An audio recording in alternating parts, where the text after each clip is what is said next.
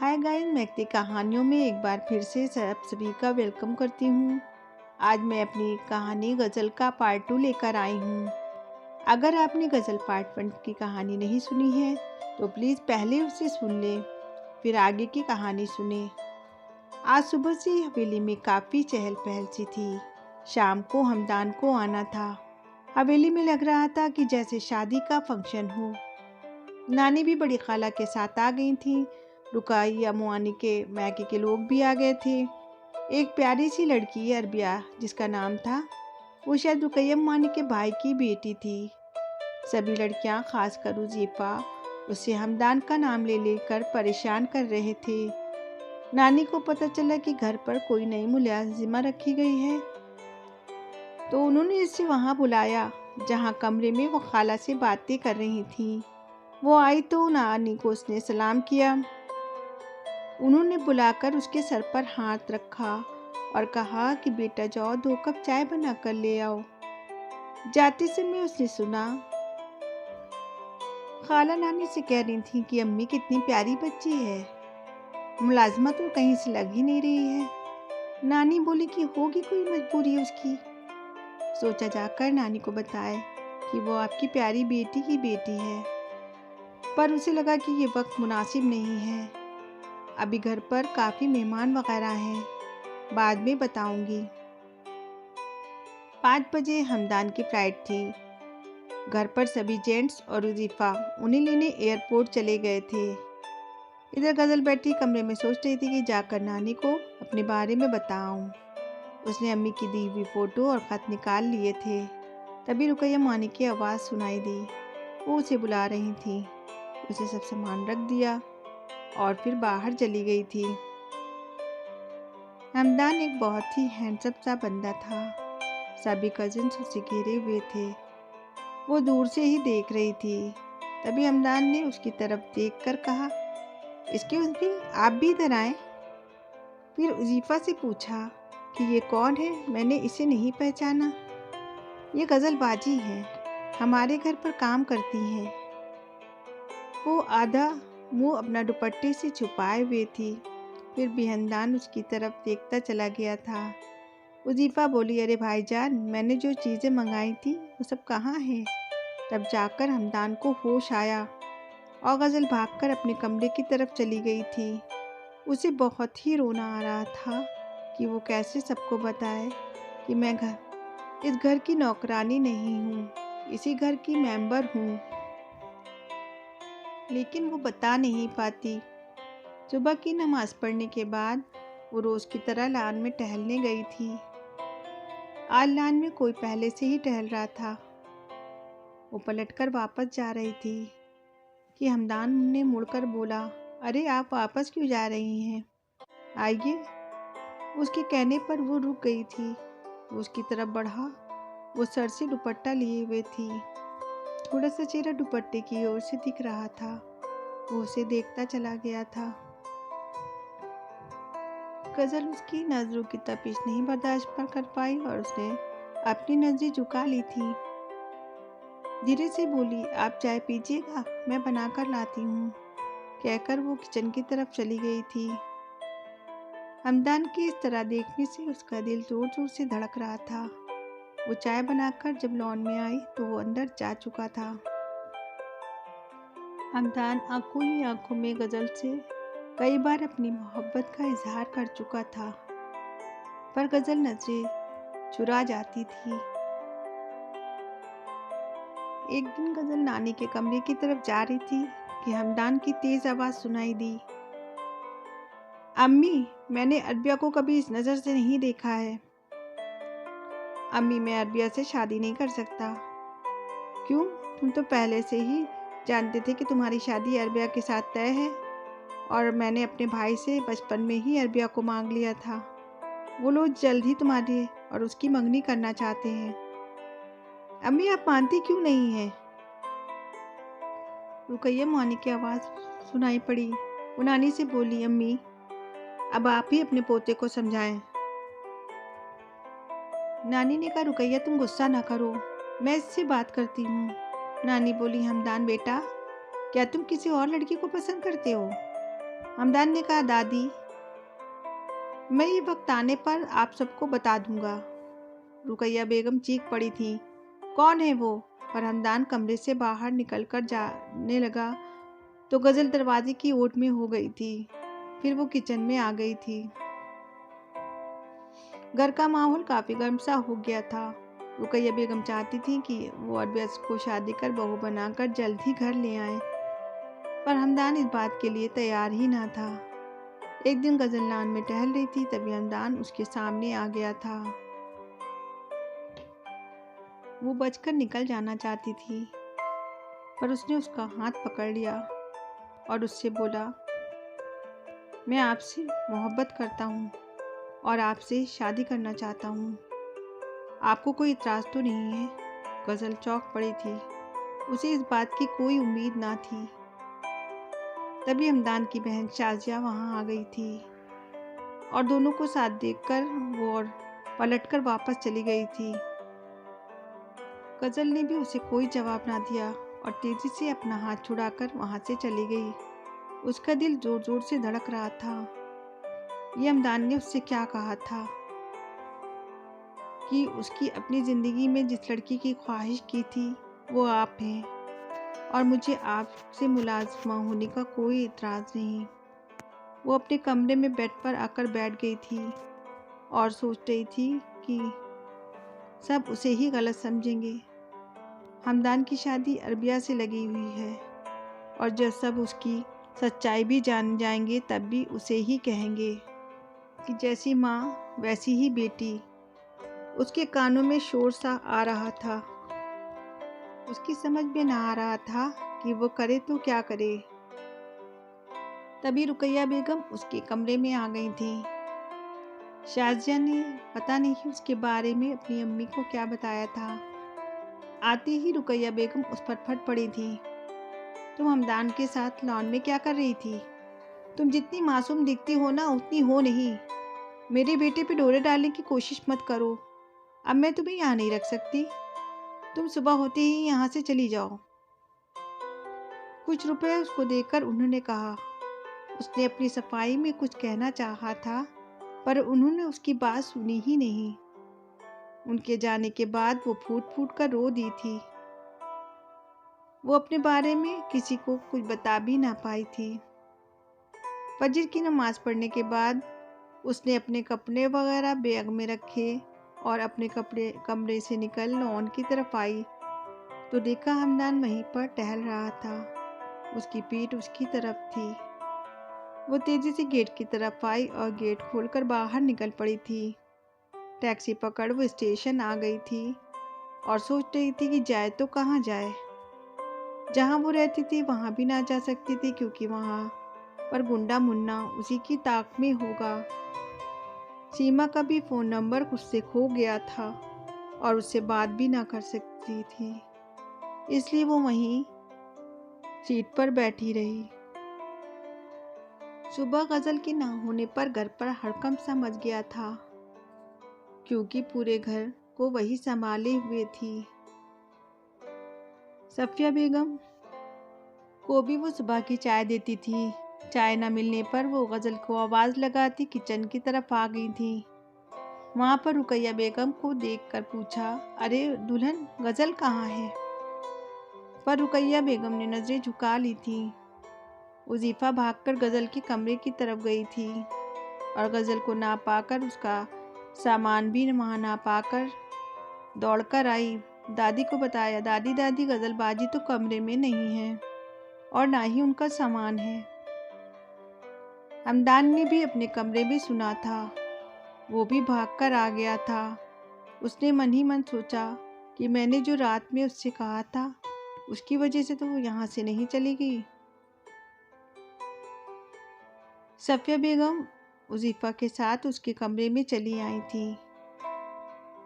हमदान भी पीछे आ गया था।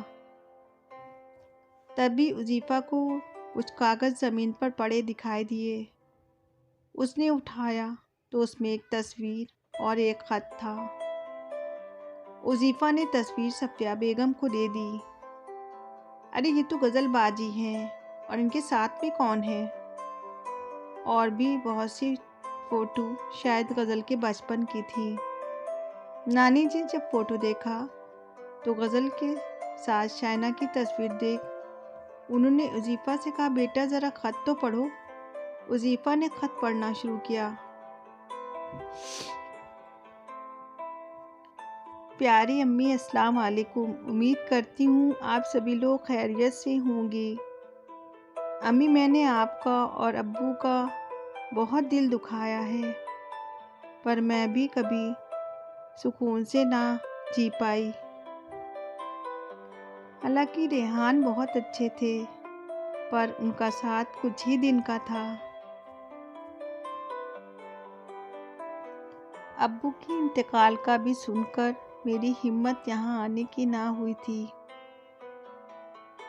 और रेहान के बाद भी मैं यहाँ पर ना आ पाई, क्योंकि मेरी वापस आने की हिम्मत ही ना हुई। पर मेरी बेटी गज़ल का कोई सहारा नहीं, इसलिए मैं इसे आप लोगों के पास भेज रही हूँ। प्लीज़ मेरी गलतियों की सज़ा मेरी बेटी गज़ल को ना दीजिएगा। ये बहुत ही मासूम है और मेरी वजह से इसने बहुत दुख सहे हैं। जब मैं ये ख़त आप लोगों तक पहुँचेगा तब तक शायद मैं इस दुनिया में ना रहूं।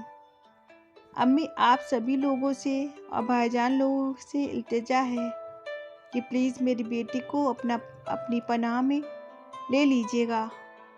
आपकी बेटी शाइना। खत पढ़ने के बाद उज़ीफ़ा अपनी दादी की तरफ देखती है। दादी तेज़ तेज़ आवाज़ में रो रही थी। गज़ल मेरी बच्ची, मेरी शाइना की बेटी, मेरी शाइना अब दुनिया में नहीं है। उनके दोनों बेटे आयाज़ और सुफियान भी आ गए थे।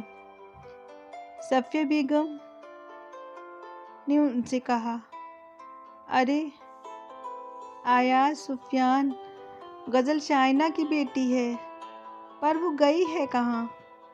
हमदान इसी बीच गाड़ी निकालकर उसे ढूंढने निकल पड़ा था। इधर उधर ढूंढने के बाद उसने सोचा कि क्यों ना रेलवे स्टेशन पर देख लिया जाए। जब वो रेलवे स्टेशन पहुंचा, उधर गज़ल बैग में अपने फ़ोटोग्राफ और अम्मी का दिया हुआ लेटर ढूंढ रही थी। पूरा बैग उसने छान मारा था, पर उसमें कुछ ना मिला था। उसने सोचा कि रात में अंधेरी की वजह से सामान रखने पर वहीं कहीं छूट गया होगा। तभी उसे हमदान की आवाज़ सुनाई दी थी, आप शायद ये सब ढूंढ रही हैं। उसने पीछे मुड़कर देखा तो हमदान पीछे खड़ा मुस्कुरा रहा था और उसका फ़ोटोग्राफ लेटर उसके हाथ में था। चलिए साथ चलिए, आपकी सच्चाई सबको पता चल चुकी है।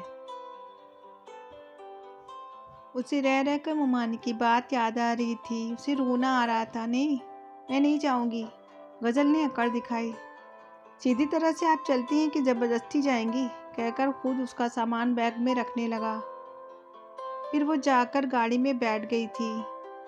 वापस जाने के अलावा उसके पास कोई चारा भी ना था। घर पहुंची तो सभी गेट पर उसका रास्ता देख रहे थे, क्योंकि हमदान ने फ़ोन करके सबको बता दिया था कि गज़ल मिल गई है। सफ़िया बेगम ने उसे फ़ौरन लिपटा लिया था।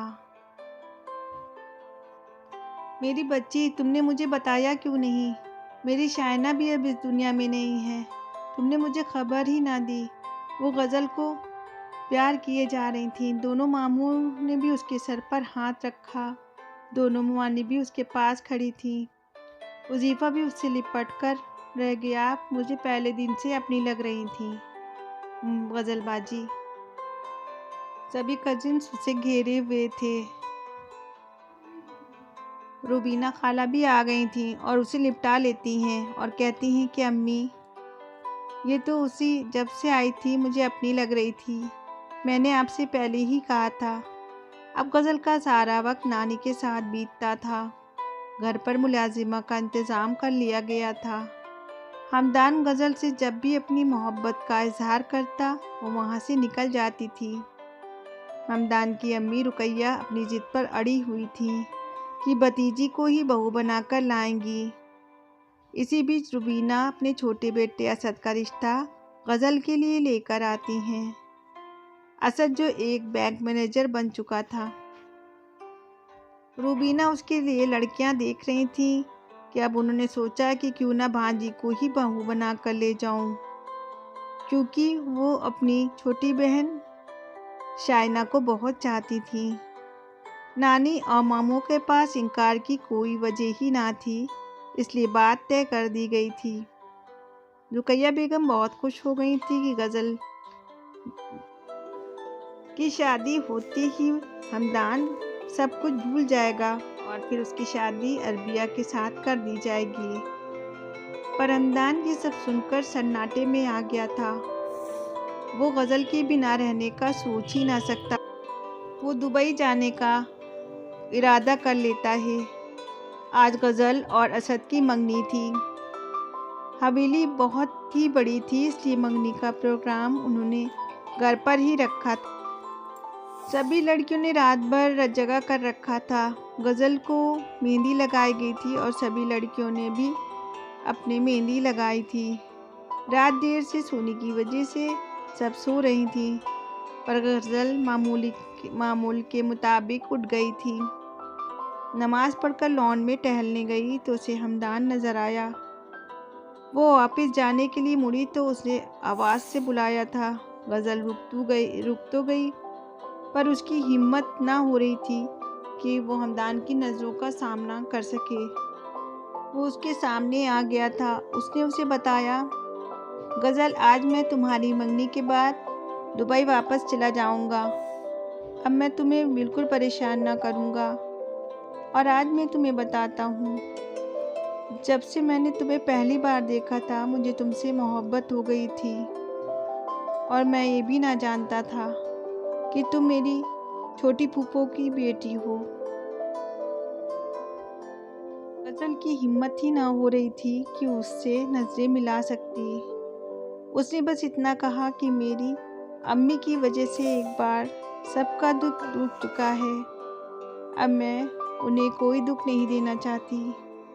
पलटकर वो अपने कमरे में आ गई थी और बेड पर गिरकर दारोकतार रोने लगी थी।